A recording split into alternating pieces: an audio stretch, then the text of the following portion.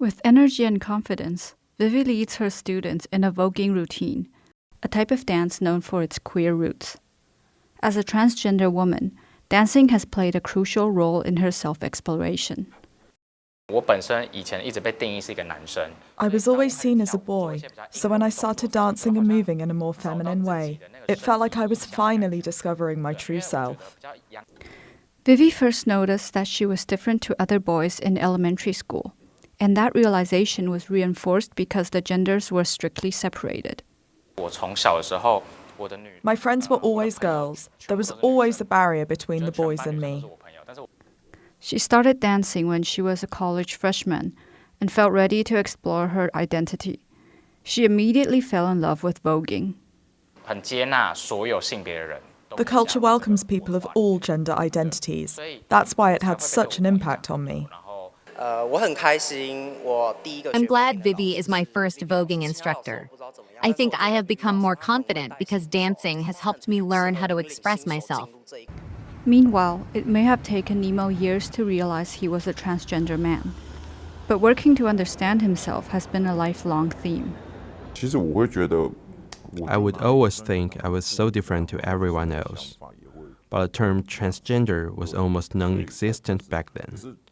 We just saw ourselves as either butch or femme lesbians. His conservative family rejected him because of his sexuality. But after years of searching, he finally found a partner who accepts him for who he is. I always longed for a family, so I kept searching for the right person. When I was 41, I met my wife. Even though she is straight, she had studied queer culture, so has some awareness. With her support, he felt ready to begin working towards transitioning. After realizing I was transgender, we went to the hospital to get a psychiatric diagnosis. Then I started hormone therapy. 6 months later, when I started growing a mustache and saw myself in the mirror, I realized the person in the reflection was the real me.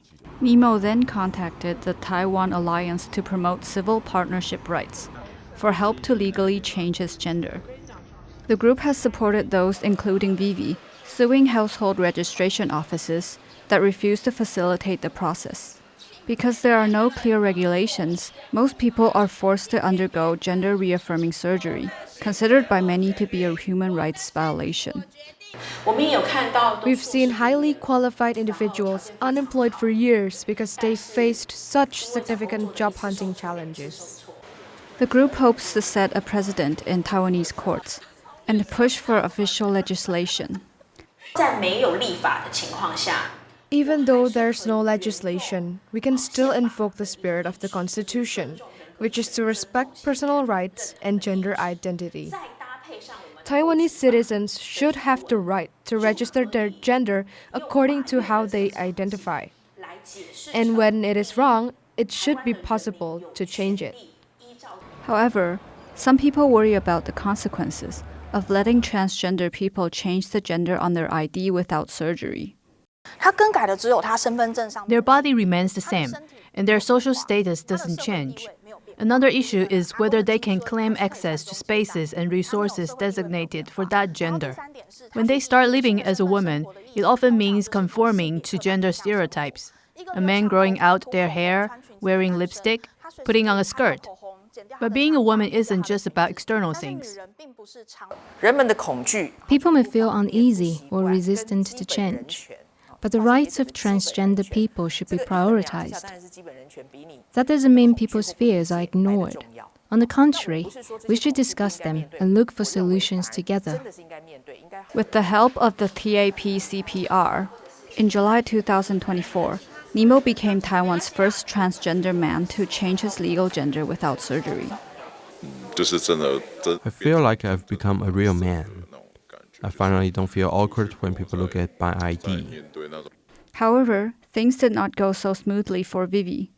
She was unable to change the gender on her ID card because she had not undergone surgery or obtained an official gender dysphoria diagnosis. The court considered the photos depicting her daily life and statements from family and friends insufficient. At the very least, I hope my case leads to judges considering transgender issues as a whole differently. I was mentally prepared for this outcome and will wait for the next steps in the legal process. But for now, I will just keep on living my life. For Vivi and Nemo, the journey isn't over, but every step forward brings them, in Taiwan, closer to true recognition and acceptance. Guan Xianwu, Evelyn Yang, and Rick Yi in Taipei for CNA.